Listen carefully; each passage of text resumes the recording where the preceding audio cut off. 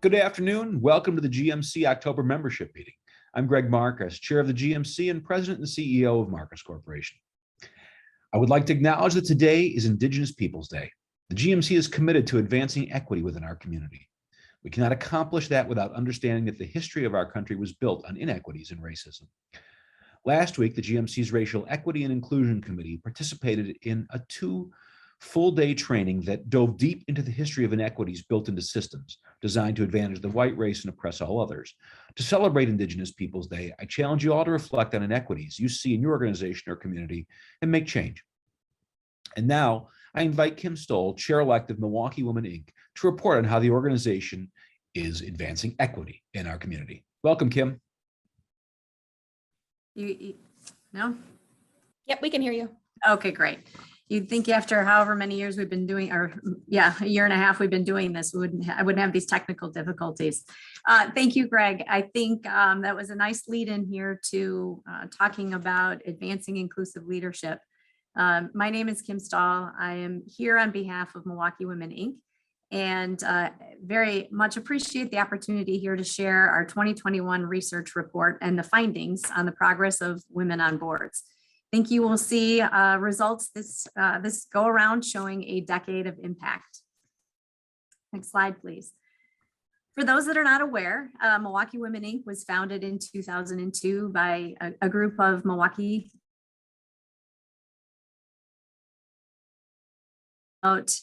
women on boards of directors.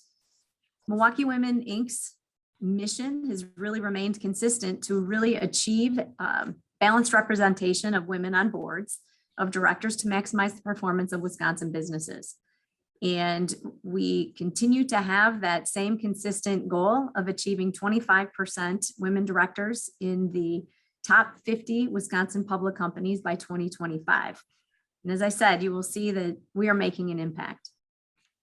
Next slide, please. So our research from 2021 really reveals noteworthy progress toward gender parity on the boards of Wisconsin public companies. 15 women were added to boards over the past year, resulting in a record 23.3% representation. That's up over 2 percentage points from 2020.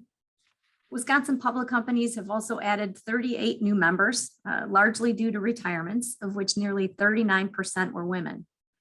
And over 1/3 of these boards have 3 or more women that are serving in a board position. This year, we also added women of color directors to our detailed research. And you can see here that 40% of newly elected directors are women of color. Slide. We added another component to our research this year, and we really looked at comparing the board makeup of Wisconsin top 50 companies compared to, public companies compared to the top 50 private companies. When we looked at this, what you see is that women make up a larger share of the boards in public companies compared to private companies. In fact, 23% for public companies versus 20.3% for private. Public companies have more than twice the number of power of 3 companies compared to private companies. If you look at that, there's 17 public companies and only 8 private companies. The other thing is that women really have broader representation across those public companies than private companies. 33% of private companies surveyed have no women board members compared to 10% of public companies. I think that the takeaway here is that public companies are making faster progress here than the Wisconsin private companies at this point. Slide 6. Next slide, please. So I think we talked about this before, and our research last year was focused on the power of 3. Really what that's about is that, there's recent studies of women on corporate boards that suggest that the critical mass of women directors is reached when boards of directors have at least 3 women who can influence the dynamics of the board through processes and discussions among the members. The good news here is that the number of Wisconsin power of 3 companies has increased 240% in the last 10 years. 10 years ago, we had 5. And In 2021, we have 17 companies. Next slide, please.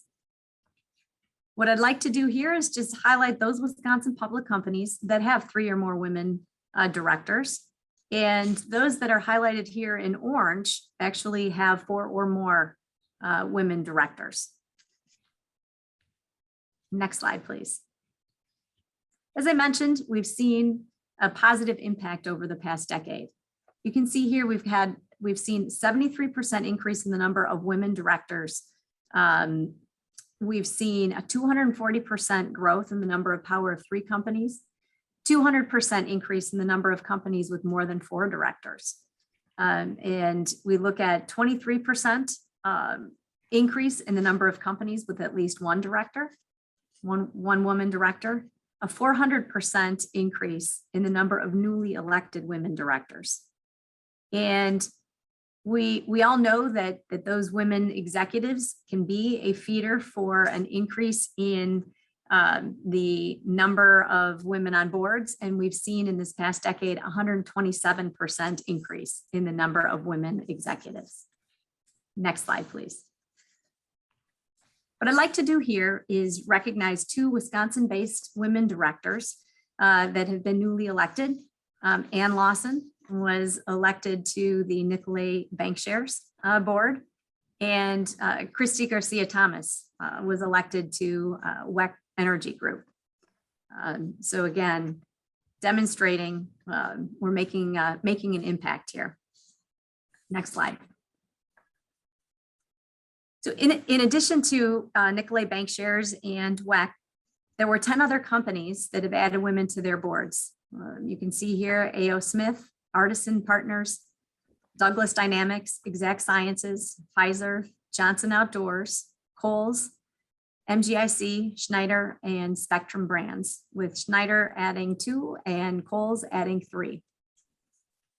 Next slide, please. This is a snapshot here. We took a look this year at looking at women in board leadership roles. And you can see here where probably the nominating and governance committee is where we see the majority of women in roles, very few at the board chair or lead director role. And looking at the women of color, it shows a similar trend where the nominating and governance is where we see the majority. So we will continue to watch these statistics over the coming years. Next slide. And that we do welcome the opportunity to support companies in their diversity and inclusion efforts. What we're about and what we do is connect CEOs, nominating and governance committees, and search firms with our network of women. We've got a strong database of board and executive women that is available to those that are looking to fill board positions. That database is available on our website. Next slide, please. What I'd like to do here is highlight the benefit of our board database. There were 3 women that were appointed to publicly traded companies that are actually Milwaukee Women Inc. members. Jennifer Kent, Michelle Coumbier, and Sarah Lauber were all appointed to publicly traded companies. So again, demonstrating the fact that you've got a network of strong leaders here in southeastern Wisconsin that can help to fill your board seats when the opportunity arises. Next slide. And why don't you go to the next slide as well? Just would like to take the opportunity to thank our many sponsors. Without them, the research and our mission and vision and goals would be difficult to achieve. So thank you to our platinum, gold, silver, and bronze sponsors, as well as our in-kind sponsors. Thank you very much. Thank you, Kim and Milwaukee Women Inc. for your continued work. The challenges our community is facing makes the equity you are working towards feel even more important. And now I welcome Dr. John Raymond, President and CEO of the Medical College of Wisconsin, to share our monthly COVID-19 update. Thanks, Greg. I'm glad to be here. If we could get right into the data slides, please. I'll start with an update, and because of reporting lags over the weekend, these data were derived from the Wisconsin Department of Health Services on Friday, from the New York Times yesterday, and county level data last Wednesday. And I'll get to the punchline. People are continuing to ask, have we peaked for the Delta surge in Wisconsin? And I'll say maybe, probably, but we'll know for sure on Wednesday when the county level data is released by DHS. Until then, we're going to speculate a little bit. So yeah, as of Friday, we had a 7-day average of 2,590 new cases. That was up from the previous week, but down by 5% from 2 weeks before.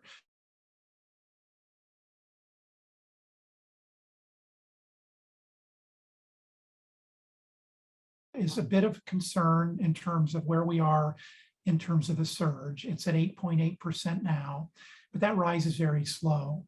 And the reproductive number continues to be above 1 at 1.08.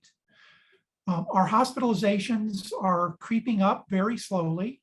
The 14-day average went up 6%, but that places us as the 6th worst state. Most of the states in the country now are seeing decreasing case counts and decreasing hospitalizations. On the other hand, we continue to make progress in vaccinations.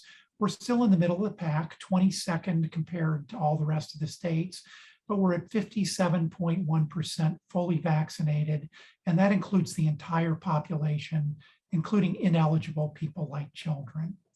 Next slide, please. The deaths have plateaued, they're flat at about 13 per day, and that's a 7-day average. Hospitalizations, as I mentioned, are creeping up, but very slowly. We're at 1,162 as of Friday. And the ICU census is flat to slightly down compared to 2 weeks ago. If you look at Milwaukee on the bottom, similar trends. We're maybe a little bit ahead of the rest of the state in terms of our ICU census trending favorably and the hospitalizations being flat, but still too early to tell. Next slide, please.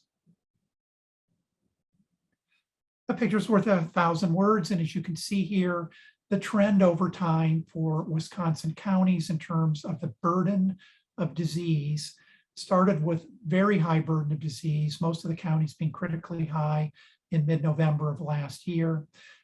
Some attenuation, and then in June and July, things looked really good. Lighter blue means low burden. The next lighter shade is medium. And as you can see, though, the Delta wave has resulted in a significant increase in case burdens throughout the state, with 17 counties being critically high last week, that's red, and 55 counties in blue. And again, these data are released at about 3:30 on Wednesday afternoon, just once a week. So it'll be interesting to see what the data show this Wednesday. Next slide, please. Just some trends in the US. We are still experiencing the Delta surge. This is either the 4th or 5th wave, depending on how you count the waves. But clearly there is a decrease in the daily case counts in the US. They've declined now to under 100,000, decreasing by 20% over the last 14 days. And understand, this is the aggregate of all 50 states. Hospitalizations in the US also are decreasing, with about 70,000 in hospital with COVID-19, after peaking about 3 weeks ago at 100,000. And hospitalizations have decreased by about 21% over the last 2 weeks. So again, Wisconsin is trending a couple of weeks behind the rest of the country. Deaths also have begun to drop in the US at about 1,750 per day yesterday, after peaking at over 2,000. I want to make sure everyone understands Wisconsin continues to have a very high case burden at 715.5 per 100,000 over the last 2 weeks, but there does appear to be some leveling off, and I'll show that when I get to the next slide. I also want to point out Wisconsin hospitals are full.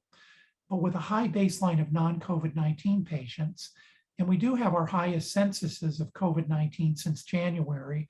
So those two factors come together to fill our hospitals up. Our ICUs are at 93.8% capacity, close to the 95% peak that we saw last November. And there are only 98 ICU beds available in all of Wisconsin. And only 48 of those are here in the southeastern Wisconsin region. And our hospitals are full. They're running at 90.2% occupancy. And a lot of that is pent up demand for deferred and elective surgeries, for cancer, cardiac, and neurological care that was deferred during the pandemic. And then for kids, kids are going back to school, they're having respiratory illnesses, and they're having sports-related accidents. And next slide, please.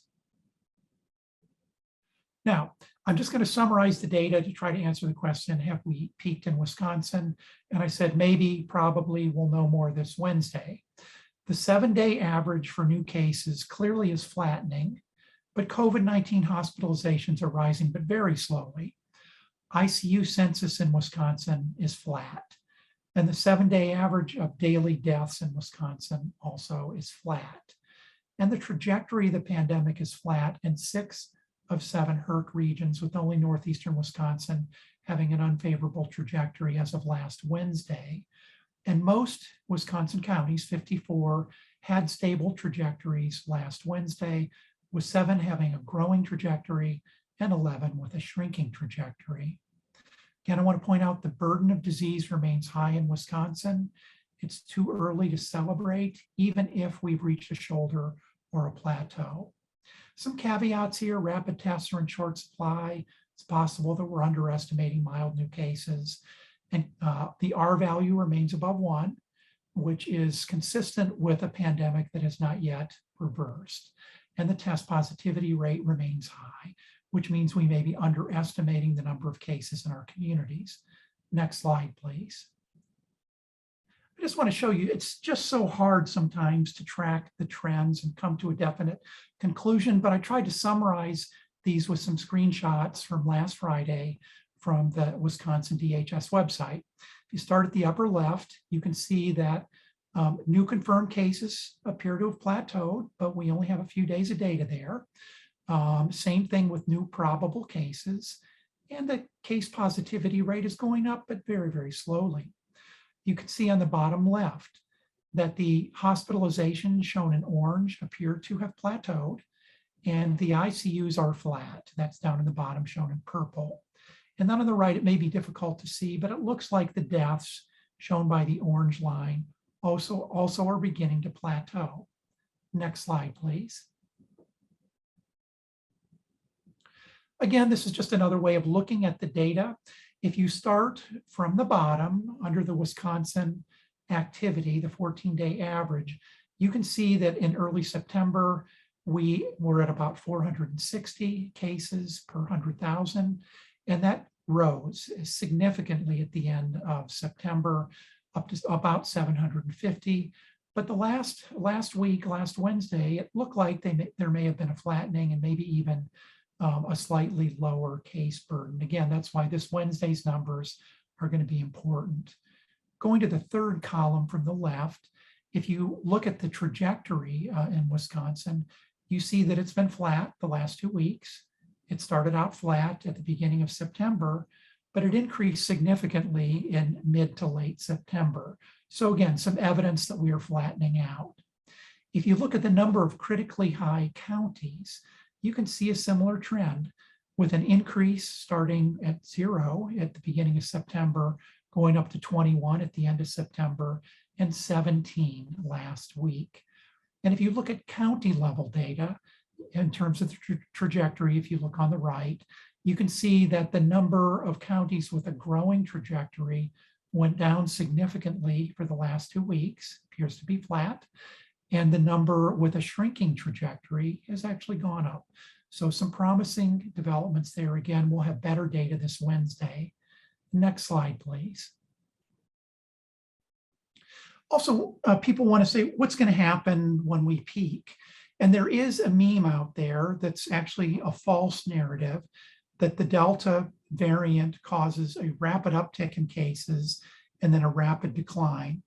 I'm just going to show you some representative data from states and the United Kingdom that would debunk that idea. So if you look at Texas, Arkansas, and Missouri on the upper left, states which had a higher case burden than Wisconsin and an earlier Delta surge, you can see that it actually took close to 3 months for the surge to peak, about 12 weeks. And then there were declines, but none of them have gone back to the pre-surge baseline over a 4 to 6 week period of time. Now, the blue bar there shows a 4-week interval so that you can be oriented just in terms of the time frame. And the USA average is shown on the far right. Interestingly enough, the UK, which really was the source of that meme that said that the Delta spikes rapidly and then declines rapidly, you can see that there was a false decline that resulted in a very significant and prolonged plateau that does not appear to be declining right now. Now, if you look down at the bottom to our region of the country, Minnesota, Illinois, Iowa, Wisconsin, generally tracking about the same time and about the same disease burden per population, you can see that maybe we're peaking, but we have not had a dramatic decline. Maybe Illinois is looking somewhat like Missouri.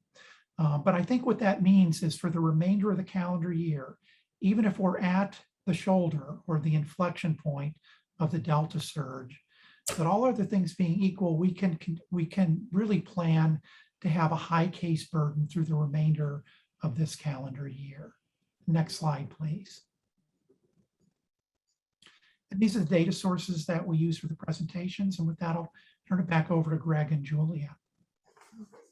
Well, thank you, Dr. Raymond, for the update. And we're going to hope for some better news on Wednesday.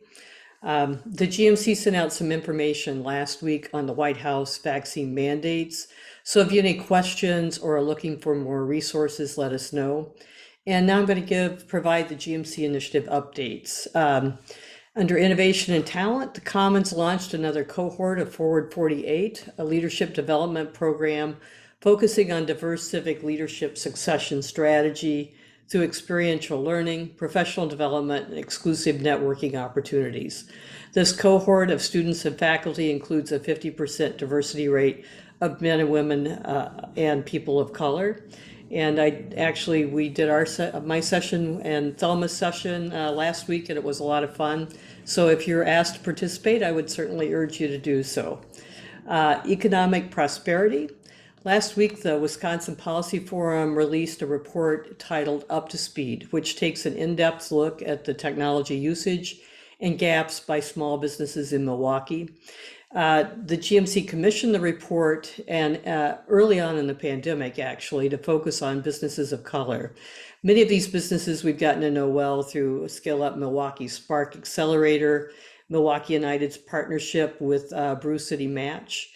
And what we found was businesses of color historically have less access to online and digital business resources. If you think about the difficulty of applying for a PPP loan on your phone or tablet, you can start to understand what some of these digital gaps were. The report shares a striking reality that many business owners of color face. A link was shared in last week's newsletter, and the report's on our website and the Wisconsin Policy Forum website, and we encourage you to take a look at it. Under Vibrancy of Place, Congressional Representative Gwen Moore has submitted a $1.5 million earmark for advancing the work of the Beer Line Trail. It's included in the transportation infrastructure bill, so hopefully that will get resolved at some point soon and we'll get confirmation on the earmark. We've also completed the feasibility study conducted by McDonald Schaefer, which indicated that we have the ability and the donor interest to raise the funds necessary to create the mile-long linear park designed by renowned architect Walter Hood. And now it's my pleasure to introduce today's keynote guest speakers, Peggy Troy and Jeff Yabuki, who will share how the Yabuki Family Foundation and Children's Wisconsin are elevating mental health care to the same level as physical health care for Wisconsin through a transformational, amazing $20 million gift.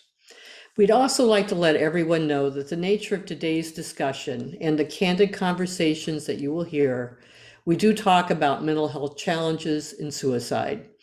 The GMC will share mental health resources with our membership, and if you would like to chat with a professional after today's meeting.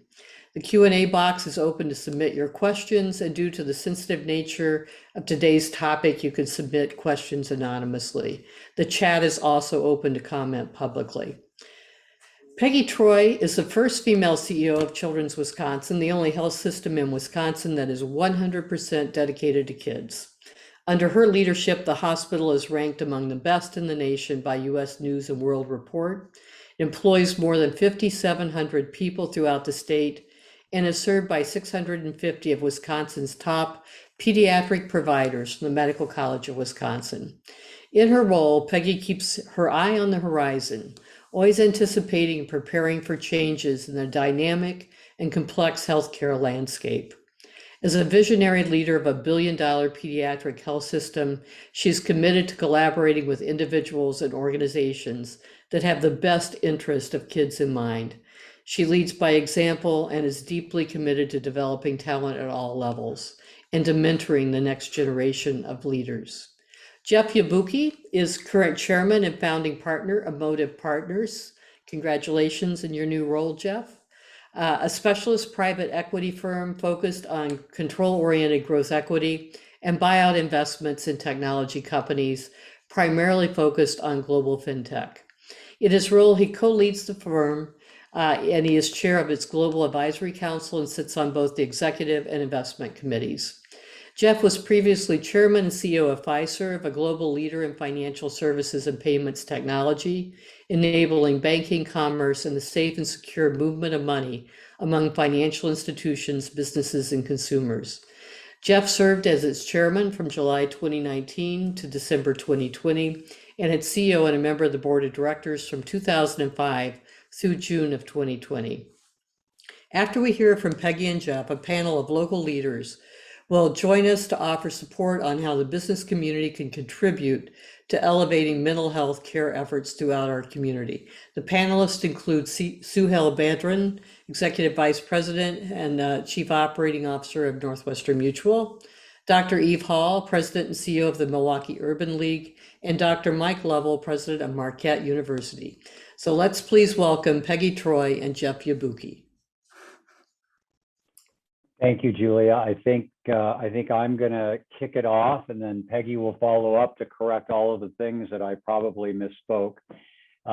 Thanks, everyone. It's great to be here. I certainly wish we could be in person, but based on some of the earlier information, it sounds like we're going to still be a while until we can do things like this in that form or fashion.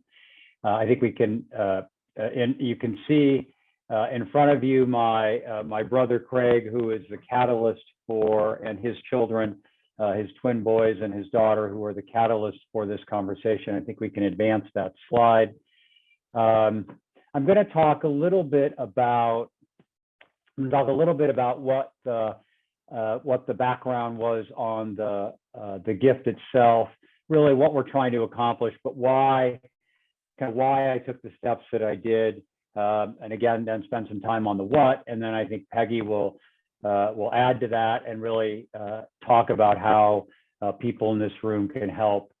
As many of you may have seen in the materials that we put out back a few months ago, as well as I think it was distributed again, my brother died by suicide on July 10th of 2017. I happened to have been in London on a business trip. It was my first night, so I woke up quite early, about 5 o'clock in the morning, and my phone had blown up with calls and messages because it was only 9 p.m. in California. My family was going through the crisis of dealing with what at that time we didn't yet know, but dealing with the fact that my brother had decided to end his life on that date.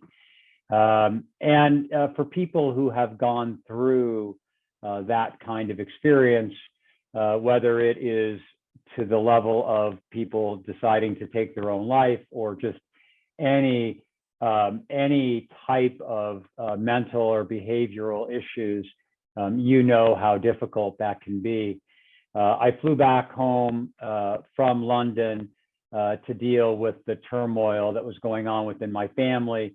I had the opportunity the day that I arrived back, or the day after I arrived back, to in the morning tell my brother's children that their father had died by suicide, and then after that I had an opportunity to go drive over to my parents' home and tell them the same thing. I would say that that was quite a difficult day, but for me, it also opened the aperture of my perspective on things that I just don't think I understood. Not only did I have the emotion of grief and sadness and really some of the embarrassment and the stigma of dealing with the fact that my brother, who I was very, very close to, decided to take his own life. And you know, it's so interesting in the world that we live in now, and I'm sure some of you know exactly what I'm talking about. If you have a family member or a friend who dies of a more traditional disease, whether it be cancer or a heart issue, or fill in the blank on the things that are more generally accepted, right? The differences in treatment that you get when you tell someone that you had someone who in your family or someone you care for or love dies by suicide, it's a completely different set of responses and emotions. And it was just all so enlightening for me to go through that. And as we worked through this, and I got a much better sense for what it meant and really the pain that people are going through. I mean, I always struggled with the idea that someone could be in so much pain that they would decide that ending their life was a better solution, primarily because I hadn't gone through those issues of depression, and so therefore I couldn't understand. And it all became very clear to me when someone said, Jeff, to understand depression, if you take the worst day of your life and you multiply that times 100, that's what every single minute of every single day feels like. And to me, there was just something about that captured the pain and the feel of that. And so using that as a basis, and then starting to talk to other people and other families who had gone through this, it became even more clear to me that we had to do something about it. We had to have something good come out of that tragedy. And we spent the better part of the last 4 years looking at different ways we can help, and we volunteered or made a contribution to X, Y, or Z organization. And serendipitously, Gail was at a dinner at some friends of ours and heard about this pilot program that Peggy and Children's Hospital was running, and she came home and said, I think this might be it. And as we dug in and started to understand, what we were really doing is Children's was working on the idea of not making mental health services a part of what the service catalog looks like at Children's, but in fact, completely redefining, completely transforming the delivery of pediatric health by changing, in fact, how we think about health, right? Putting mental and behavioral health issues on the same plane as physical health issues, and delivering them in a seamless and integrated way with the pediatrician at the center of the relationship. And for anyone, this is a time where I would say, raise your hand if you've had any kind of family member or close friend impacted by a mental, behavioral, or emotional health issue. And every single person would raise their hand, because we've all been touched by this. And in most cases, we don't know what to do.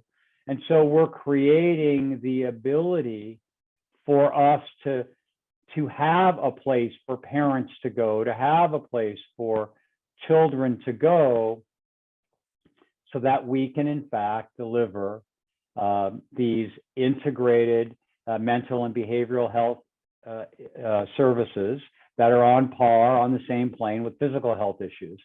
And at the time that we started working on this pre-COVID, we had no idea that we were going to be in the place that we were in now. And if you think about what you're dealing with in the workplace, you know, one of the sayings that I've come to understand is the idea that no parent can ever be happier than their least happy child. Right? And if you just think about that for a moment, right, how many of us have employees that have children? And when there are issues going on, whether they be physical or more often than not now, mental or emotional issues, right? It's an incredible distraction, and we don't have great systems to help with that. And as Peggy will talk about, this system that's being developed and is in place will help us get to a point where resources are plentiful and not scarce, and the services are abundant and not impossible to locate. And so we're really excited about that. And as we are dealing with the implications of COVID, one of the statistics that I read recently is University of California, San Francisco, Benioff Medical Center had a 75% increase, in the number of attempted suicides in children between September of 2019 and September of 2020. And I think we can all see how that connects to COVID. Another important statistic that I saw, and Peggy's going to talk about the fact that suicide is now the number 2 killer of children in this country. But another statistic is that between 2012 and 2017, the suicide rate amongst children moved up 15% or increased 15%. But the scary part is that's not all children. That's children between the ages of 5 and 11 years old. I mean, how sad is it that a child who's 5 or 6 or 7 years old wonders if not being part of society, if not being on this earth, is a better way for them to go. And I think those are all just reasons why we must transform the system as we understand it today. And then the last part of the program that we're working is we are creating research, because these programs are new and they're pilots and we have to learn, and we have research function that is being developed so that we can test the efficacy, we can improve the effectiveness, and importantly, we can study. This is something that we'll have to study longitudinally for generations. And so we'll be able to continue to this focus on mental and behavioral health, and also to export these ideas across the system. So we're super, super excited about this. And I want to make sure that you have time to hear from Peggy and our panel, but thank you for the time, and thank you for all the help that you can give us as we move forward. So over to you, Peggy. Well, Jeff, I cannot thank you enough for sharing your deep personal story. I've heard the story now a few times, and every time it just really touches my heart. And your family's journey to turn your brother's tragedy into hope for others is just amazing. Such deep appreciation. And your transformational gift, the transformational gift you sent to Children's, and your work alongside of us, because Jeff works right alongside of us, is creating a future where children won't struggle in silence or fail to receive the very important care that they so desperately need. So Jeff, just know your generosity is enabling us to do things now that we would have waited a long time to get done, and may have never gotten done. Again, you're changing the trajectory of what's going to happen to kids in Southeast Wisconsin, and it's going to have a profound impact across the country, because we are able to spread these good ideas and this experiment, if you will, to many other children's hospitals across the country. You know, next slide. And as business leaders, we have to acknowledge this crisis in our community. It's also a crisis in our workplace. And so 1 in 3 adults are dealing with a mental health condition, either themselves or in their family.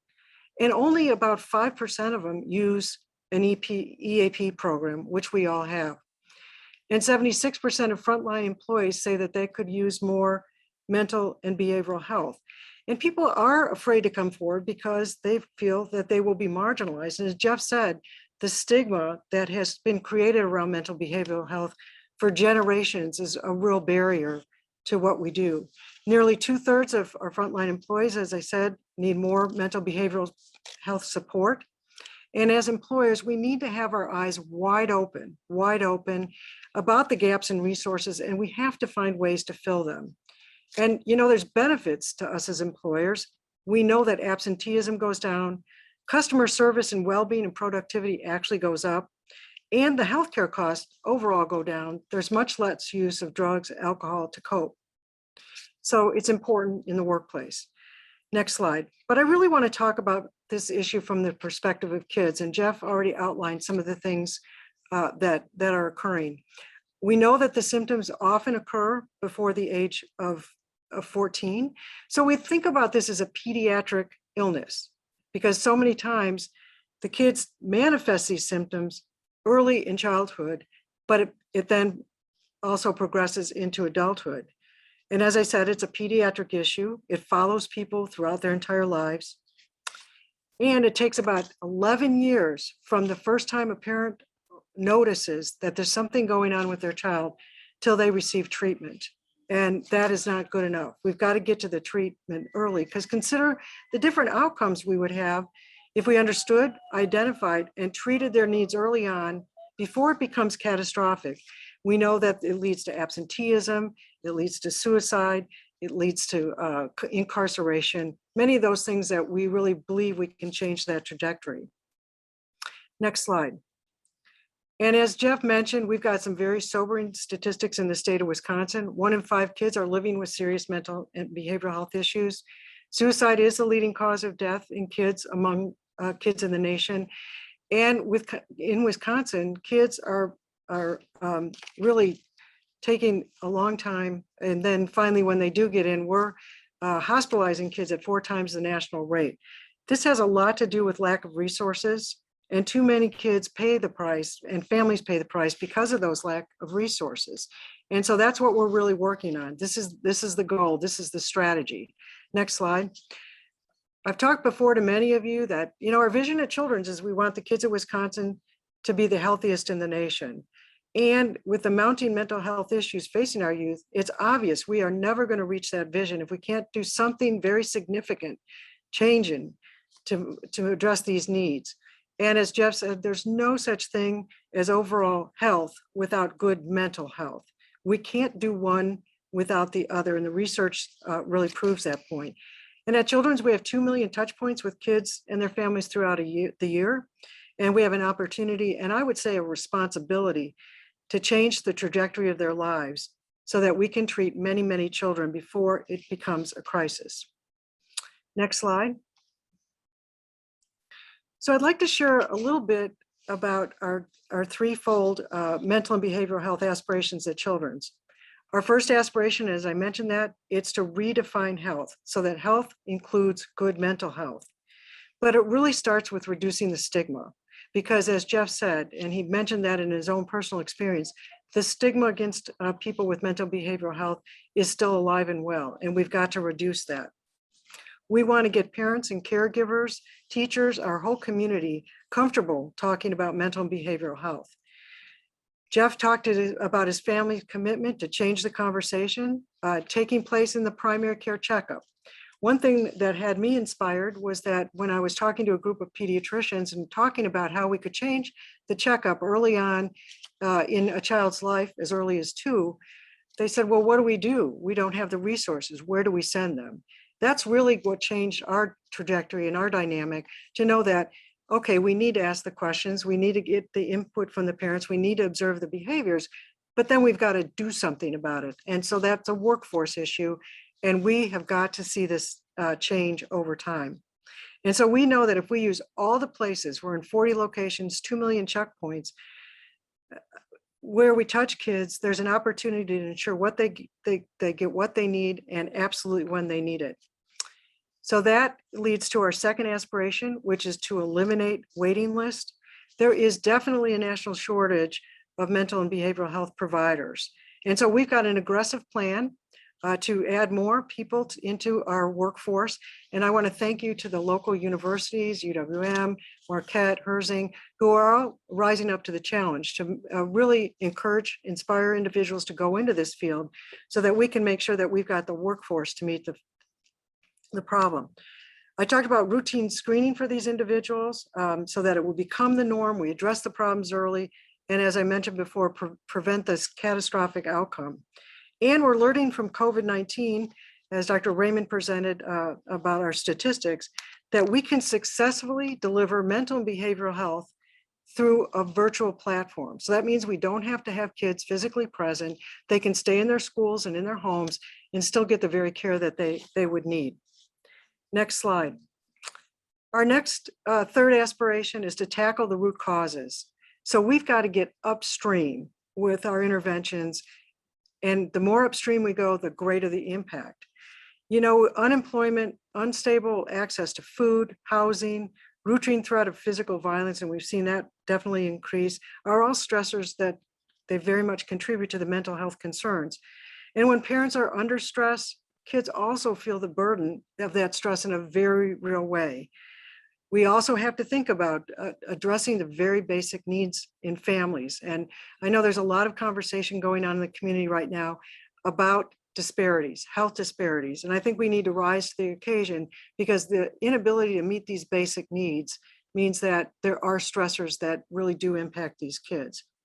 And as Jeff mentioned, we've got to do research.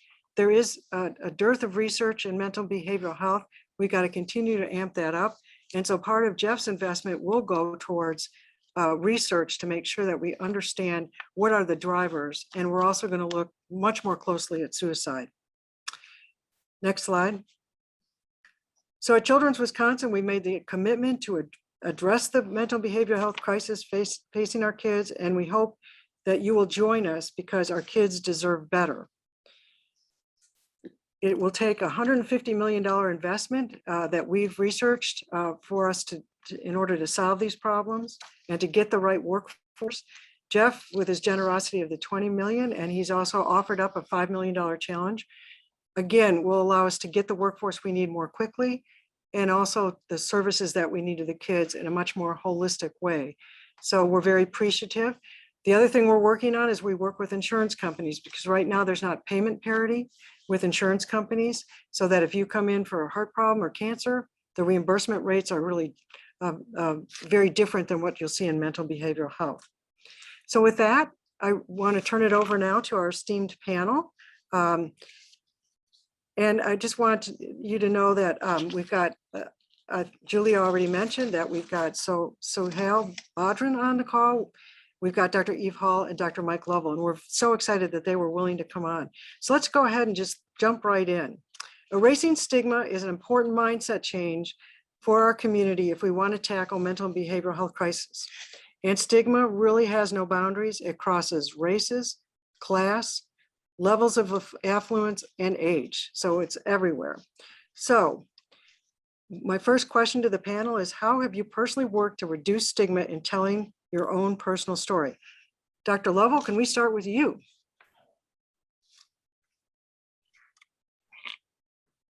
You're on mute.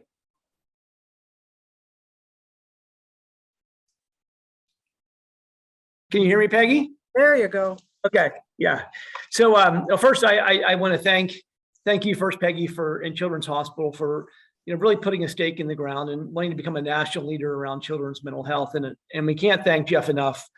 His investment, both in terms of his time and his talent, is just unbelievable.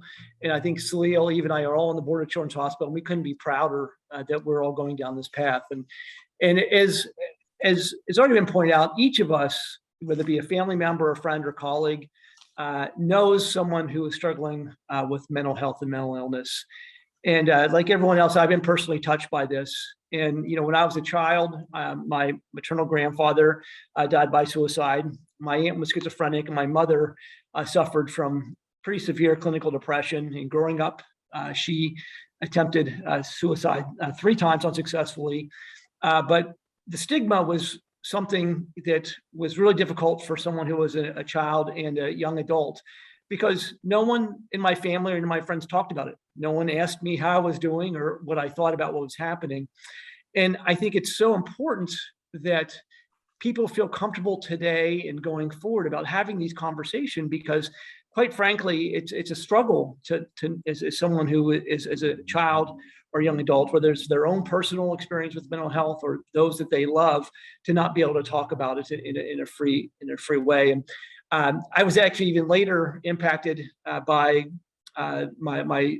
my daughter's best friend, Abby Goldberg, died by suicide when she was 12 years old. And I saw how devastating it was, not only for her family, but an entire community, and how important it was for us to be able to have the conversations around what had happened to Abby and how everyone could hopefully heal and move forward through it. And so there's really two things that I'm personally working on around how we can deal with the stigma around mental health and mental illness. And the first is more of a community-based approach. Many of you know that I've been helped start Scaling Wellness in Milwaukee, which is a community-based effort to deal with generational trauma that people throughout our community face through every walk of life. And we know that unresolved trauma results directly in mental health and mental illness challenges for individuals. And so we're trying to change the conversation of not what's wrong with you, but what's happened to you, and helping individuals understand how they can heal from trauma, be more resilient,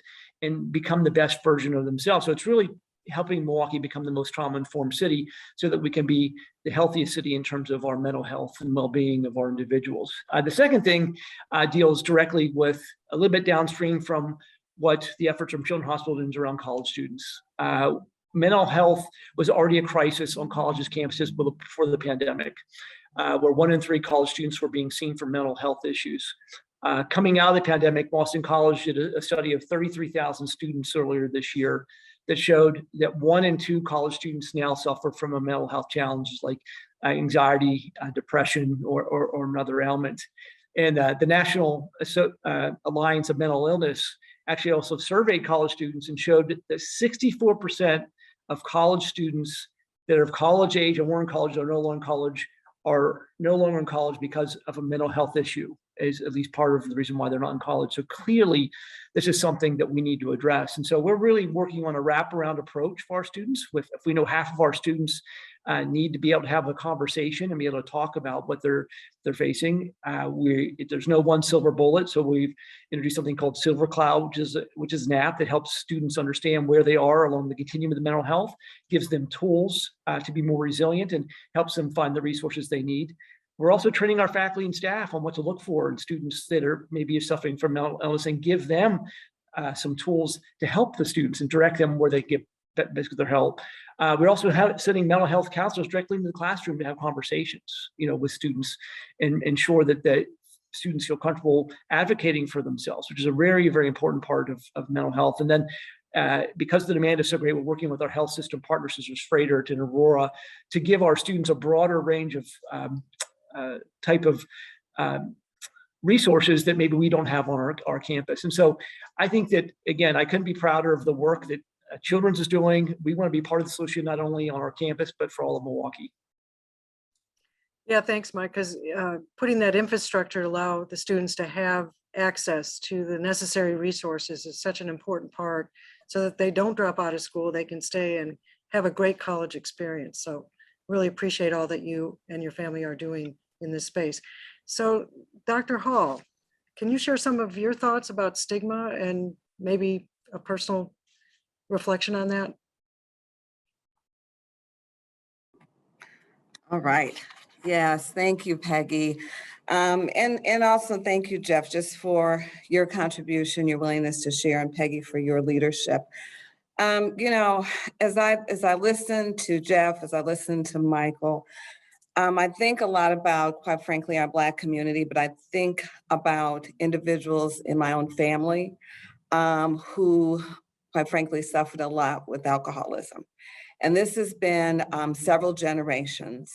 And what I realized was just the pressures that African Americans, and especially African American males, go through in our community because of systemic racism, something that oftentimes we minimize.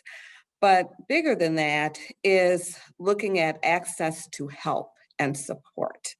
I actually worked for Family Service of Milwaukee at one point, and part of their programming dealt with mental health issues. And there was one African-American therapist on the team that we sent everybody to because we don't have many. And when we look at the percentage of mental health counselors and therapists that are Black, it's only 3 to 4% on a national basis. And what is going to be important as we go forward, Peggy and Jeff, is that we also look, as you talked about earlier, Peggy, about the workforce. Because there is so much happening in our communities around just the systemic racism and just the issues of disparities that continue to impact our community, being able to have those cultural connections are so critical. And that is not to minimize what can happen in a setting where we have mixed support, but we also know that that cultural connection is much critical in this area. With the Urban League, our advocacy efforts have been focused a lot around COVID as of late, and advocating, of course, for the vaccination, because we know still in the end, regardless of the concerns, that still appears to be the best answer and is the best answer to stay as safe as possible. But what we're also learning, again, is what was discussed earlier, is the impact now on our communities because of the inequities of health and the spillover into education and employment, which means we have got to make sure there's access to mental health support. So often, quite frankly, when things arise in our community, especially as everyone has seen the violence that has increased in our communities, not only here locally, but nationally, oftentimes we don't think about the mental health of African Americans. It's always, well, that person is just a violent person, no heart, etc. But we have got to change the conversation about what's happening to the individuals who oftentimes are in dilemmas, and their frustration and their hurt, whatever they're going through, unfortunately, ends up being played out in a very negative way that hurts others. So those are just some of my thoughts to begin with. We know that, again, in the Black community, we have a stigma. We don't reach out for help. We've often gone to our churches. It was, again, something that we didn't talk about, whether it was suicide, alcoholism, anything else that was going on, it was not discussed. And so we're making, I think, more moves even in our Black community to speak more openly about what is occurring and the need for support. Dr. Hall, thank you so much for those comments. You know, there are two issues that need to happen, and one is access. And we know health inequities are much more prominent in communities of color. And so resources being made available, easy access is incredibly important. And also we need a workforce that reflects the individuals that we're serving. And you mentioned that you had one Black person for all the individuals that were coming for support, and that's just not good enough. So, and I know the universities and the colleges are really working hard to attract a more diverse student body, but I think that that's really going to be an important part. And yes, the stigma is significant, and people reaching out for help has to increase so that we can get the necessary help. So how can we do more, and what can we do differently as leaders in our community? So Souheil, I'd like to turn it over to you because you have some thoughts on this very topic as a major employer in our community. Thank you, Peggy, and I'd be remiss not to thank GMC, Peggy and Jeff for everything that you're doing, and Mike and Dr. Hall, thanks for sharing your stories. For us, again, by way of background, I've been in the Milwaukee community actually since 1985, and on a personal level, I lost my brother-in-law back in 1991 to suicide. So it's been in our family for many, many years, and we have been involved in many of the organizations that have been supporting the awareness. Specific to what we're doing at Northwestern Mutual, especially after 2020. I remember somebody asked me in March of 2020, what's your stress level? I said, you know what, trying to get everyone home and working and being productive from home on March 13th, stress level was really high. The week after, when we settled and we knew everyone's laptops work and they were able to connect in, really our attention shifted to the employees and their families. They're not used to this. They're not used to working at the same table as their significant other or partner with their kids in the background. So really, we want to make sure that we let our employees know that it's to support them. It's important to take care of themselves and their families, but a big part of their overall health and well-being is also taking care of their mental health as well. So through our healthcare advocacy partner, all employees, their spouses and partners and dependents who are enrolled in our healthcare plans have access to work with a licensed in-network therapist or psychiatrist for care. At no cost, also employees have access to connect to a professional counselor, either on-site in our Milwaukee campuses or virtually through a program that we call Life Matters, an employee assistance program that's designed to help our workforce with all types of mental health and work-life concerns. We also introduced Talkspace, which is an online counseling service to get immediately connected to a licensed therapist, exchange text messages, schedule video sessions, and monitor progress on mental health. The second part, Peggy, is around education. We know how important that is, and we know that access to quality education provides students the foundation to really become the future leaders that we want to see on these panels, hopefully soon. So as a company, we're deeply committed to ensuring students throughout Milwaukee have access to a high quality educational environment. But we also have identified through many of our partners that social emotional learning, or SEL, is a critical area for growth. So our funding as an organization supports comprehensive social emotional learning programming at local schools such as Milwaukee College Prep, Rocket Ship schools. And our funding support for SEL is for all students within the schools, and also supports the targeted therapy and trauma-informed care for students with significant mental health challenges. And finally, again, I'd be remiss not to mention childhood cancer program due to my relationship with Children's Wisconsin. A childhood cancer diagnosis can be devastating, and undergoing treatment can create considerable psychological distress for a child and their family. So really contributed significant investments to Children's Wisconsin to support its MMAC Fund Center for Cancer Blood Disorders, helping to fund in-hospital psychological programs that help families adapt to a cancer diagnosis, treatment, and transition into survivorship. So hopefully that touches some of the points that you're looking for, Peggy. Thank you, Souheil, and thank you so much to Northwestern Mutual. You are an anchor institution and one who has really paved the way on so many issues in our community. So the investments that you're making, first of all, to our cancer families is invaluable, and what we've been able to do to help families as a result of that has been extraordinary. And it also helps our staff because obviously there's an impact there, and really appreciate all that. But your investment in the community, your willingness to lean in and to do things that really do help the community is admirable and a role model for many of our companies in town. So looking forward to working more on disparities and health disparities to make sure that we're getting access to the very people who need it the most. So I would also ask people, if you have questions or have a point you want to make, please put it in the Q&A session, because we will have a little time to answer those questions.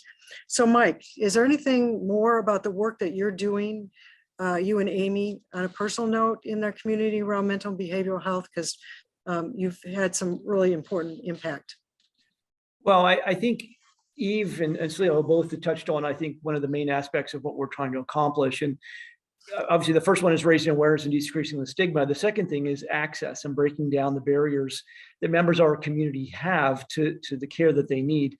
And I think the pandemic certainly showed us, what some of those barriers are, with the COVID-19, and now we need to break down those same barriers when it comes to mental health. So one of the things that we're really trying to do is, work with members of our community that are on the grounds and give them the tools that they need to, first of all, help identify individuals that are suffering from mental illness and give them the tools they need to help them, understand that there is care and where they find that care within the neighborhoods and places where they interact, because there are so many organizations both healthcare system providers that are within the community and people on the ground that are doing this work that, quite frankly, many of our community just don't know. So I think part of it is really raising awareness of those access points.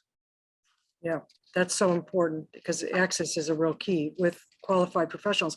And so he'll touch on something too. The other thing about this is that, you know, you have to develop a system of care because one of the professions that we're incorporating into our primary care offices with pediatricians is a mental health therapist, and they have a master's degree and can really start the therapy session so that as the early identification of some mental behavioral health issues is emerging, those individuals can go right into the beginnings of the start of the treatment. Now, sometimes those kids will need more progressive, might need a psychologist and also might need a psychiatrist. So we need to know that it's not a one size fits all. You have to have all those systems of care. And as I mentioned before, virtual really does work with kids. All of our kids are digital natives.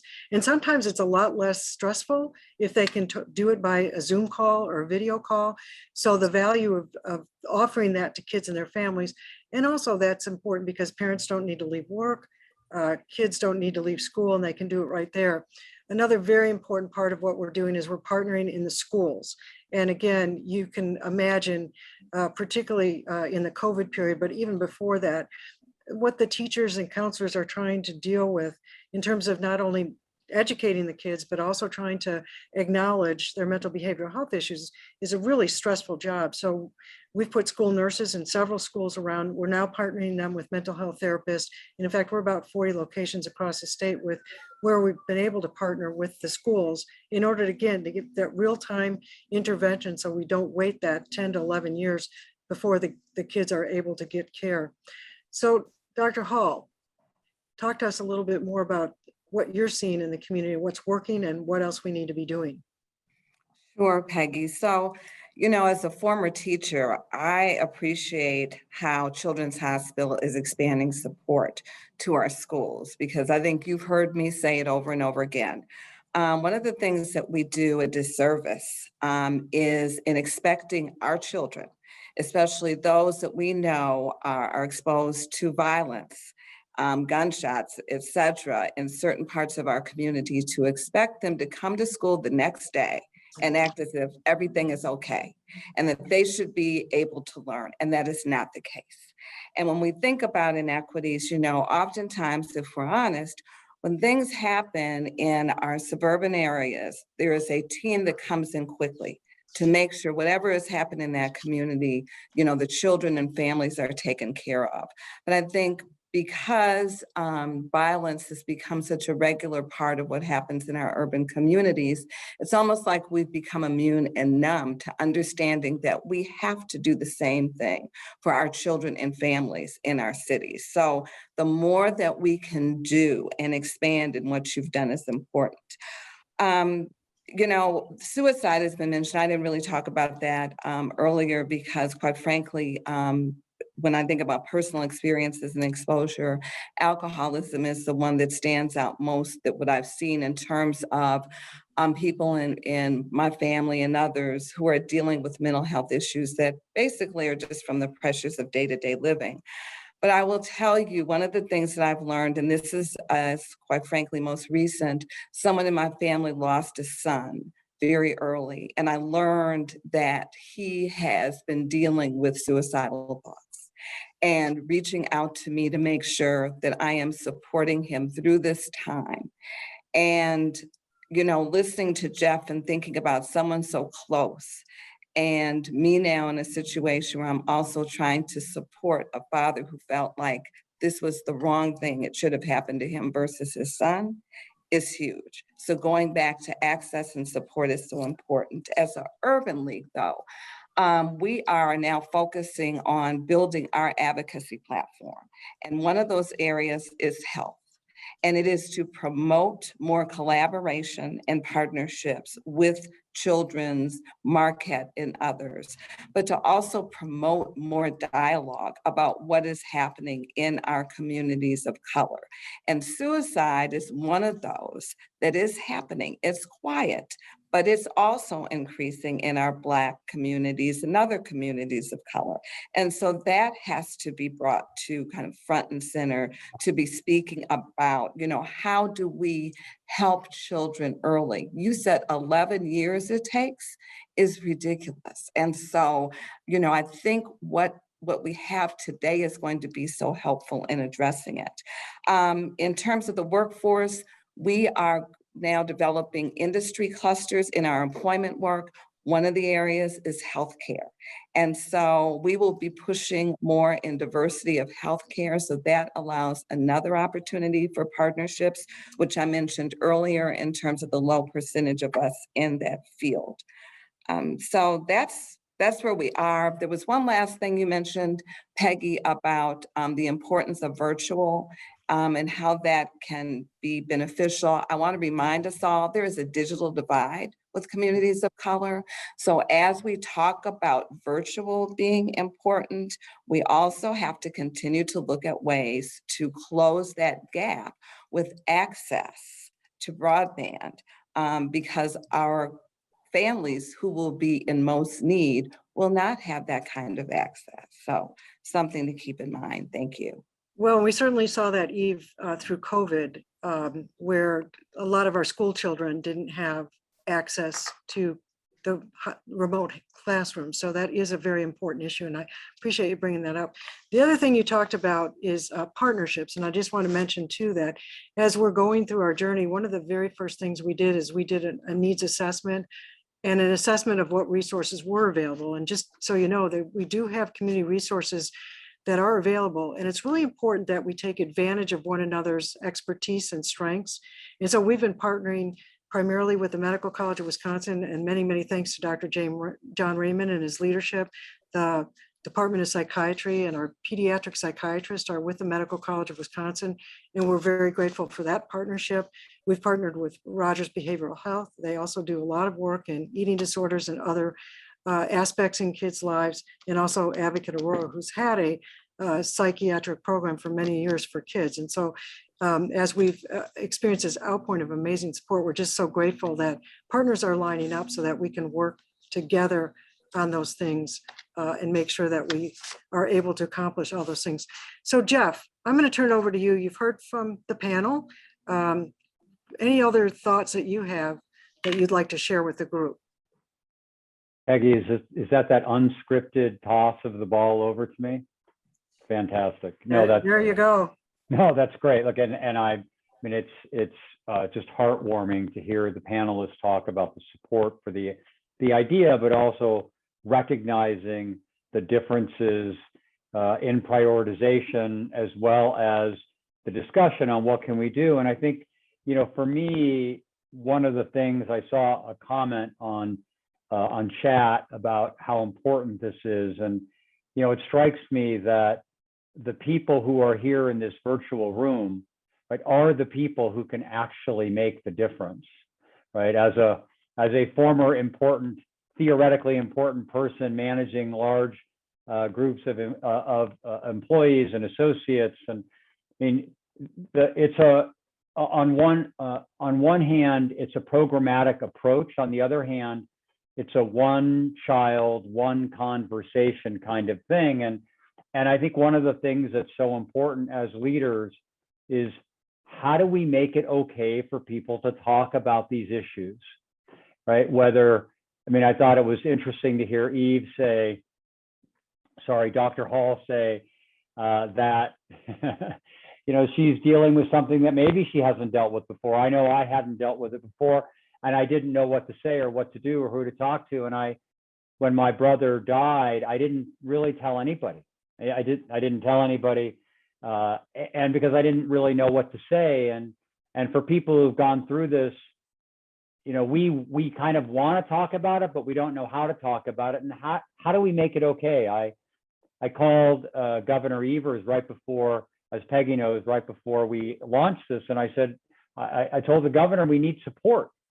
We need to make sure that we end up with the healthiest kids in Wisconsin, in the United States, in Wisconsin, period.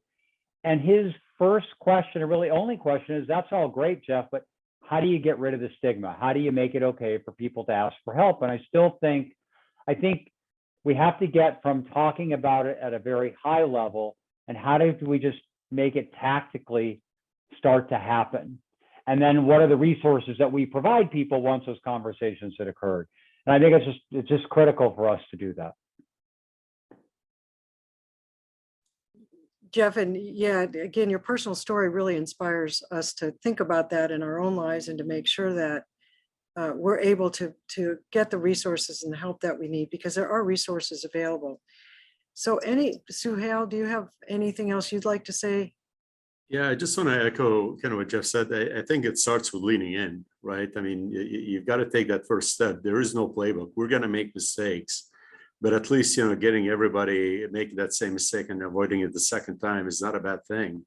And you're absolutely right, Peggy. It's, resources are there. They're being developed. It's a journey. How do you get the word out there?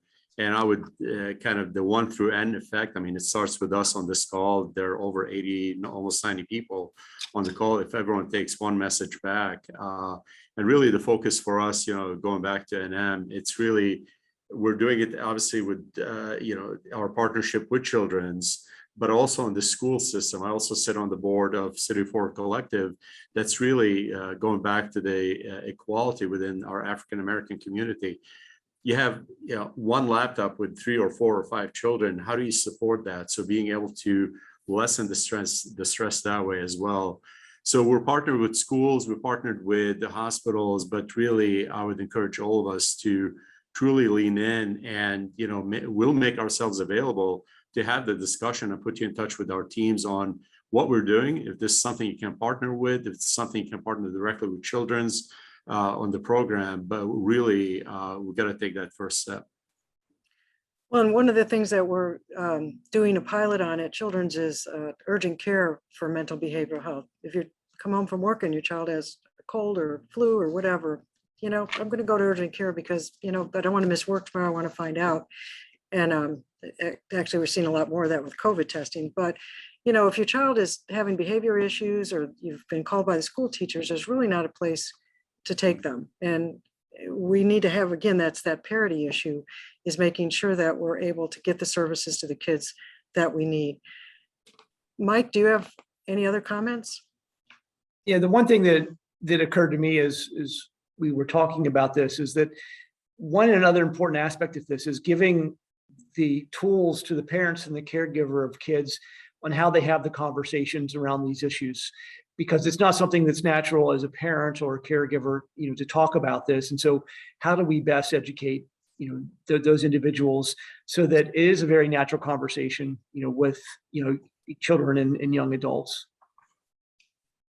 Yeah. Peggy, I would just append what Mike said, which is also the teachers, having the teachers kind of recognize that, hey, this behavior is not go sit in a corner, for 5 minutes, take time out. There's something more there. So I think it's a continued education as well. Well, and we have stories from our school nurses where teachers have marginalized kids because of the behavior issues in the classroom. And, once it's identified and they get some care, it turns the whole trajectory. But if that keeps continuing over those many grades, by the time the child reaches high school, they're not going to have good self-esteem and all those other things that we know are so important, making sure that kids are able to grow up healthy and resilient. Eve, any last comments? The only thing I would say is, mental health issues run across race, gender, economic levels. It may play out differently depending on who we are and what we are experiencing, but kind of that we're all in this together. I believe mental health, that's how we have to see it. So Jeff, you did a great job unplugged. Any last comments before we go? I would just say thank you to everyone. I know that everyone is getting engaged. The only thing I would say, Peggy, is, as we've thought about this, the 3 things that are important as we think about fully rolling this program out is, are there human capital resources that can help us? This is a complicated problem of which money alone cannot solve it, right? And so is there expertise that can be lended from your institutions and your businesses or your families or whatever it is? And it's going to be human capital, it's going to be technology, and it's going to be innovation. It could be process innovation, it could be technological innovation, it could be just helping us to see a different angle. But this is going to really take the entire community to get it right. And Peggy, you and the organization have been so gracious in allowing me and some others to get engaged. But you know, we've got the Milwaukee Brain Trust right here, right? And so any help we can get would be greatly appreciated. Yeah, and I just want to thank Jeff. I mean, not only has he given his gift of treasure, but the gift of time, and he's really helped us shape our ideas, our thoughts, and then investing in our future. So he's been a great partner. I know will continue to be a great partner with us, and we really appreciate all that you've done in a very short period of time, from the moment that Gail happened to be at a social gathering where we were allowed to talk about some strategies at Children's, to where we are today. As I mentioned early on, we would not be in the same place and have the acceleration we've already seen. And again, we can't do it alone. It does take members of the community. And I really want to thank Souheil, Mike, and Dr. Hall for their time today. It's been an important part to hear from the community and your thoughts and comments and the work that you all are doing, not just with your companies, but individually. Is really, really important, so that we can change the checkup, we can change the trajectory, and we can make sure that all people get access to the care that they need, just like they would if they had cancer or heart problem or whatever else is going on in their lives. So before we go, I'd like to highlight 3 things that I think all of you can walk away with. Is first, make a personal commitment to talk to your family about mental and behavioral health. Resources for talking to kids are available on our website, so that if you need some resources, they're out there, or please don't hesitate to reach out to us, because we want to help you in that journey. And at work, let's take a closer look at our organizations and what are we doing to support mental and behavioral health. Have you and your other senior leaders within your organization spoken about this topic in ways that reduce the stigma and normalize the help? That's really important, that we do all we can to give employees permission to come forward and not feel like they're going to be marginalized. And third, join in the work that's taking place to support mental and behavioral health in our communities. There's so many groups engaged in the innovation and important action. And for the sake of our children and our workforce, I hope you all become part of our Shine Through affinity group at Children's. And Greg, I'll turn it over to you now to close out the meeting. Thank you, Peggy. Thank you to everyone for the bravery that was exhibited sharing their personal stories today. This is what will help to break the negative stigma of mental health. Thank you, Jeff, Peggy, and the Children's Wisconsin team, and the Yabuki Family Foundation for creating such a careful strategy to elevate mental health treatment. Souheil, Eve, and Mike, your leadership and ability to share today will help pave the way for more leaders in our community. And Carson, you're an incredible young man. We're glad that you're here today to tell your story. Thank you again to our earlier guests, Kim Stoll and Dr. Raymond. This meeting is adjourned.